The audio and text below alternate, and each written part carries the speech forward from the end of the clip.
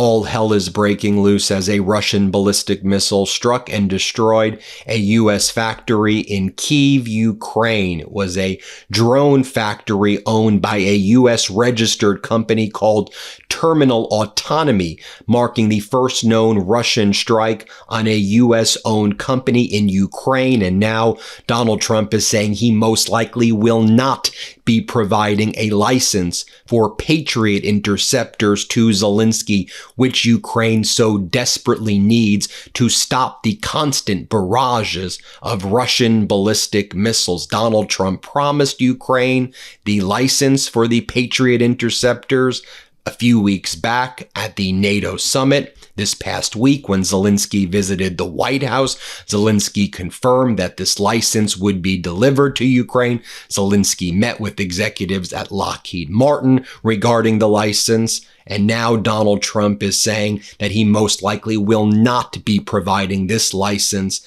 to Zelensky, to Ukraine, which is so desperately needed now, especially heading into the winter, where Zelensky said if the interceptor license is not delivered, or if Ukraine does not get interceptors, it could be a very dark winter for Ukraine. We've been warning about this, that Donald Trump would try to lure Zelensky in, lure in NATO, make it seem like maybe he had a change of heart. Maybe he would be giving the Patriot interceptors or a Patriot interceptor license to Zelensky. And now Donald Trump is doing what we always expect Donald Trump to do, break deals and not keep his word. And now he's saying, well, you know, these interceptors are very valuable and the license is very valuable, so I'm not sure I'm going to give it to Zelensky. And this also follows Donald Trump being asked this past week in the Oval Office about Zelensky. And Donald Trump said, you know, I just want to see Zelensky stop the war. That's really what I want to see. I just want him to stop the war. What do you mean by that? You just want him to give all of eastern Ukraine over to Putin? Is that what you're saying?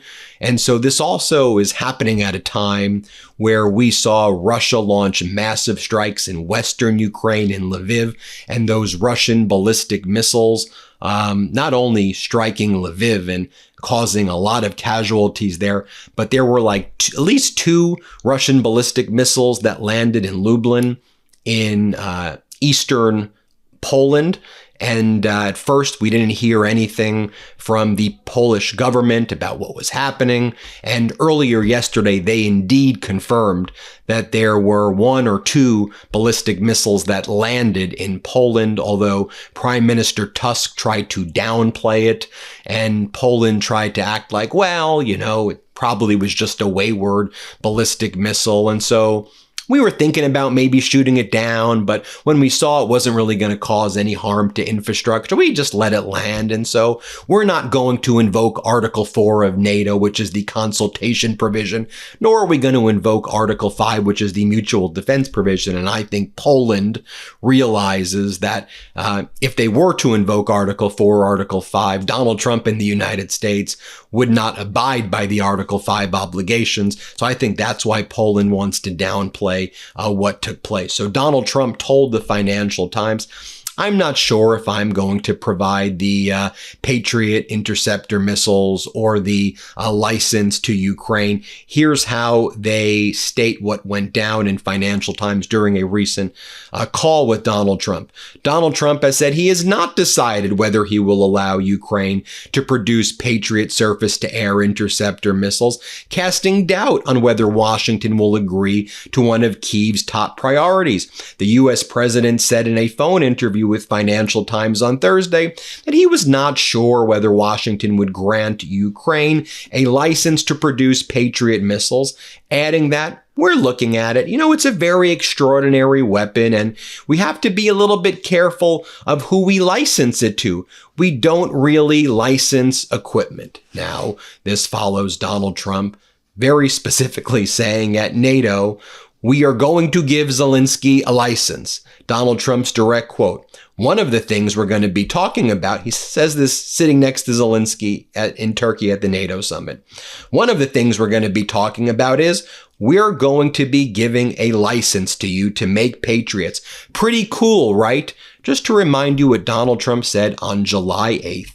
Let's play this clip right here. But so one of the things we're going to be talking about is we're going to give a license to you to make Patriots. That's pretty cool, right?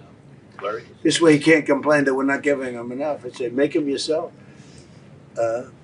We haven't informed the company of that yet, but that'll work out all right. I'm sure they'll be thrilled. But, they'll be able to do it. You'll be able to figure that out. Most countries couldn't do that. And then this past week in the Oval Office, after meeting with Zelensky, we could already see Donald Trump changing his tune. And then Donald Trump was asked, well, what do you think about Zelensky, or what do you want Zelensky to do? And are you going to be helping Zelensky? And Donald Trump's like, I just want Zelensky to end the war. I really do. And Donald Trump then kind of did the both sides. On the one hand, there's Zelensky. On the other hand, there's Putin. And I think this was a clear sign when Donald Trump was saying this, that he would be throwing Zelensky under the bus again. And I was warning about this, that Donald Trump would lure Zelensky in, lure NATO in. And when they really needed the interceptors the most and the license the most, Donald Trump would say, sorry, we don't really give the licenses, nothing really we can do. And I also warned that Donald Trump would probably tell Putin exactly what his conversations were with Zelensky and with NATO. This was always a big worry of the European Union and of NATO and others as it related to Viktor Orban, that Orban would be at these, if Orban was at a meeting or if Hungary was attending with their Orban regime officials, that they would go back to Putin and just say what was happening. Again, I don't know for a fact. I don't know that Donald Trump is doing that. I'm just giving you my opinion, but I'll remind you, this is what Donald Trump said in the Oval Office this past week. Let's play it. How was your meeting with President Volodymyr Zelensky yesterday? It was good. Do you see a time scale for getting No, it was good. Look, he's out doing his thing. I'd like him to end the war. So it's very simple. I get along with both. I get along with President Putin. I get along with President Zelensky. And like I told him, I want to end the war, get the war ended. Thousands of people, 25,000 people died last month. And so that was after Donald Trump met with Zelensky. As our editor-in-chief, Ron Filipkowski, writes, no one can ever believe anything Trump pledges. Anything he says or puts in writing with Trump, a deal is never a deal, and nobody can count on the U.S. for anything while he's president. His word is garbage. Agreements mean nothing, and he lies about everything.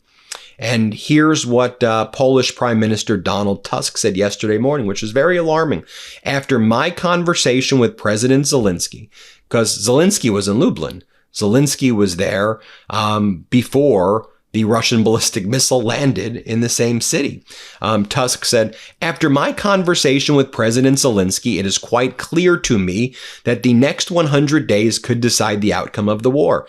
Right now, I would say the chances are 50-50. Much depends on the decisions made by the President of the United States. Other people also play an important role. For example, Elon Musk when it comes to Starlink and other systems.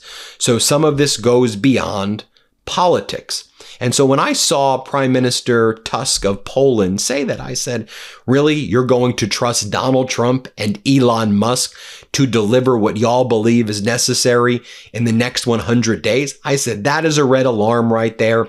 And when Donald Trump and these right-wing, MAGA people, the Laura Loomers and others, were acting like they were supportive of Zelensky, and everybody was like, look, this is a good development. I was like, no, it's not.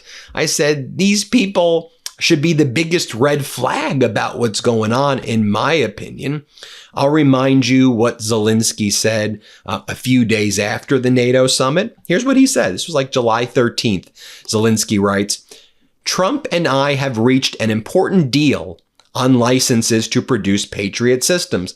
Our teams are now working to implement this truly historic political agreement. We worked towards this for a very long time. Now, this past week, after he met with Donald Trump, he met with the defense company Lockheed Martin, who makes these interceptors. And Zelensky wrote, met with the team from the defense company Lockheed Martin, one of the strongest enterprises in the United States, with which we have long collaborated. It is Lockheed Martin that produces the ATACMS, the HIMARS, the F-16, and the missiles for Patriot systems. Today, we discussed even greater development of our cooperation, joint production, and and technology exchange, only for Donald Trump to rug pull Zelensky while a U.S. factory in Kyiv was just struck by a Russian ballistic missile and destroyed, and where a Russian ballistic missile entered eastern Poland, and where Russia has been pounding on western Ukraine in Lviv. This is what Zelensky told Axios July 29th, 2026 to Barack Ravid, Donald Trump's personal stenographer. Ukraine needs missile interceptors to head off the winter disaster. Zelensky told Axios in an interview Tuesday that he asked Trump for this emergency winter package. Goes on to say, Zelensky said Trump agreed during their Tuesday meeting to move ahead with Patriot production licenses. And Zelensky says he needs 300 interceptors by the winter, or else there could be dire consequences for Ukraine. Zelensky said Russia uses 30 to 40 ballistic missiles in every major strike it conducts against Ukraine. And so you got to think about it. Trump uses Barack Ravid as his personal stenographer to get out the message. Zelensky says that to Ravid, and then what does Donald Trump do? Yeah, I'm not going to give him the interceptors. No, why would I give him I'm not even give him the interceptor license. So we're going to be following what's going on there, but Zelensky's doing at this point what he can be doing. I mean, here you can see the various drones that Zelensky that Ukraine sent over to Russia, attacked Russia with in the past 24 to 48 hours. You see these FP1, these Firepoint strike drones. I'll show you this over the Russian city of Ryazan. I'll show you this. Let's play it.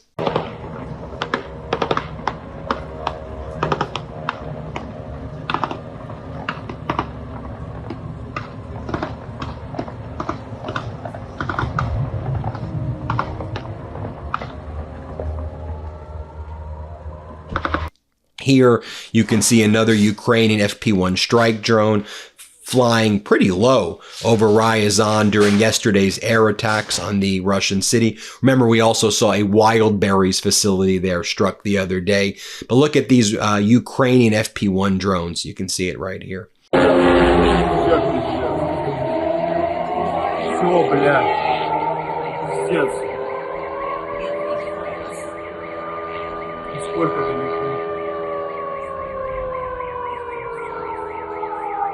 Сюда.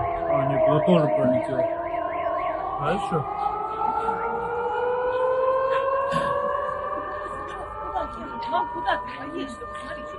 Now I'll show you over here the moment a Ukrainian drone struck another wild berries logistical hub, this time in Sarapol, 1,200 kilometers from the front. These FP1 drones and FP2 drones have a really long range. And here it's striking 1,200 kilometers. The wild berries facilities, that's like the Amazon of Russia.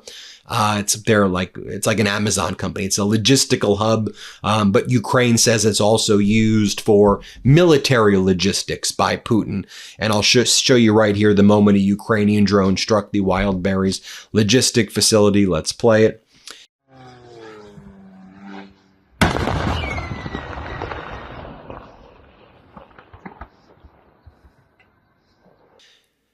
So now it's like 20 to 30, maybe slightly more percent of all wild berries in Russia have been destroyed. These big, massive, 5 football field long logistical centers. And so Russia's thinking about, where could we build these wild berries outside of Russia at this point? Ukraine's been striking so many of them. I'll show you the pair of Ukrainian FP1 strike zones breaking through fire from Russian mobile air defense teams yesterday during an attack of Ryazan. I'll show you this. Let's play it.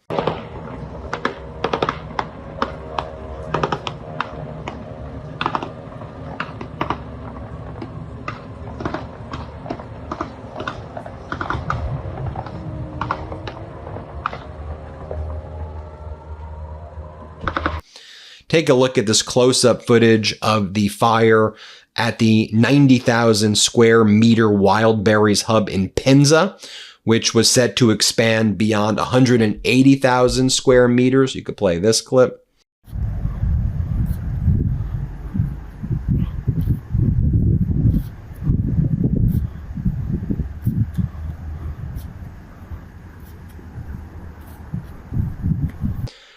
some more footage of thick black smoke pouring from the burning Wildberry logistics hub in Sarapul. Let's play it. Как будто бы еще летит, нет?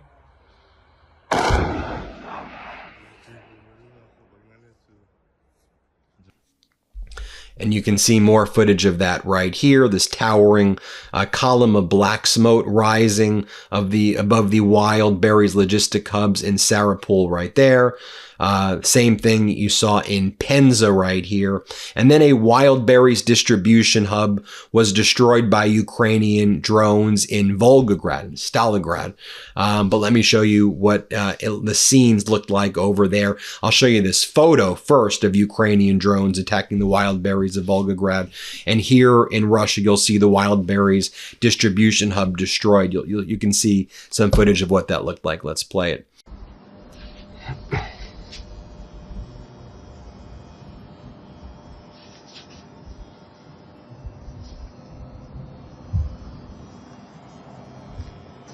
Also, Ukraine destroyed a Russian fuel train en route to try to resupply occupied Crimea. You can see right there for yourself what, show you the B-roll right there. Show you B-roll right here, high-resolution satellite image showing the aftermath of the FP-5 Flamingo. It's a ballistic missile strike on the Russian military plant in the Avatak in Kirov, 1,200 kilometers from the front line right there. But as noted, Russia's striking hard in Ukraine, hitting Zaporizhia hard, hitting Lviv really hard. And Zelensky notes that Russia is also not just using its own ballistic missiles engineered in Russia, it's using Iranian Shahed drones, but it's also using North Korean missiles as well. Kim Jong-un, who Donald Trump would send love letters to, and Trump let him get a nuclear weapon. Yeah, so North Korea is also assisting Russia as well. We know they're allied, but we're seeing we know that Russia's using a lot of North Korean soldiers on the front lines, a lot of North Korean soldiers on the front lines, but also weapons as well. Zelensky was asked, is Ukraine winning right now? And when he was in the United States, he was asked this by state regime media Fox. Let me show you how Zelensky responded to that. Let's play it. Is Ukraine winning right now? Not losing. Not losing. Not losing. Yes, it's very important. Between us, winning is not to lose our country and our independence. So from this side, we are winning. But from real situation on the battlefield, it's important that initiative is not in the hands of Russia. We are not losing, and they are not winning. You're seeing what I'm seeing here. I was actually concerned when Zelensky did this latest meeting with Trump. And I know all of the reporting was coming out and it was painting, Donald Trump is this and Laura Loomer is that, and looks like Trump wants to help. I said, the fact that Donald Trump is doing that and the fact that Zelensky, after demonstrating his capabilities independent of Trump, is going to Trump for the need for these interceptors, and it kind of seems dire. That to me was raising a red flag. And, I thought that, I said, look, Trump's not going to honor a deal I said, Trump uses every tactic to try to get somebody to submit, every tactic, from threats to love bombing, to trying to whatever. It's all manipulation. And so I said, if you look at what Trump is saying and doing, it seems to me he's trying to lure Zelensky in, say, I'm going to give you all of this, buy time for Putin, get intel, and I'm giving you my opinion, gain intelligence from NATO and Zelensky that Trump could use however he wants to use it, and then not ultimately deliver for Zelensky and basically play Zelensky. And, Zelensky you saw what Zelensky said to Axios, how much they need these Patriot interceptors. So that's what I think is going on. And again, you've got Russia striking the U.S. facility, Russia striking inside NATO, NATO not invoking Article 4, not 5, but not even 4 consultation. And then Here's how, I'll just leave you with this.